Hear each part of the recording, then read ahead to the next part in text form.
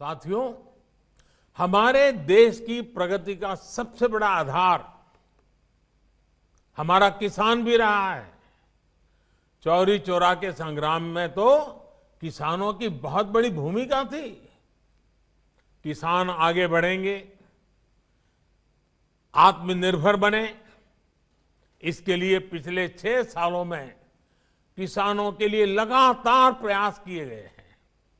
इसका परिणाम देश ने कोरोना काल में देखा भी है। महामारी की चुनौतियों के बीच भी हमारा कृषि क्षेत्र मजबूती से आगे बढ़ा और किसानों ने रिकॉर्ड उत्पादन करके दिखाया। हमारा किसान अगर और सशक्त होगा तो कृषि क्षेत्र में ये प्रगति और तेज होगी। इसके लिए इस बजट में कई कदम उठाए गए हैं। मंडियों किसानों के फायदों का बाजार बने, इसके लिए 1000 और मंडियों को इनाम से जोड़ा जाएगा। यानी मंडी में जब किसान अपनी फसल बेचने जाएगा तो उसे और आसानी हो जाएगी। वो अपनी फसल कहीं भी बेच सकेगा।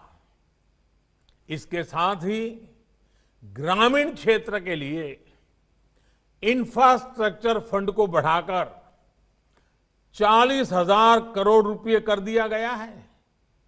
इसका भी सीधा लाभ किसान को होगा। ये सब फैसले हमारे किसान को आत्मनिर्भर बनाएंगे, कृषि को लाभ का व्यापार बनाएंगे। यहां यूपी में जो केंद्र सरकार ने जो प्रधानमंत्री स्वामित्व योजना की शुरुआत की है, वो भी देश के गांवों के विकास में अहम भूमिका निभाने वाली है। इस योजना के तहत गांव की जमीनों, गांव के घरों का कागज गांव के लोगों को दिया जा रहा है। जब अपनी जमीन के सही कागज होंगे, अपने घर के सही कागज होंगे, तो उनका मूल्य तो बढ़ेगा ही, बैंकों से बहुत आसानी से कर्ज भी मिल जाएगा। गांव के लोगों के घर और जमीन पर कोई अपनी बुरी दृष्टि भी नहीं डाल पाएगा। इसका बहुत बड़ा लाभ देश के छोटे किसानों को, गांव के गरीब परिवारों को होगा।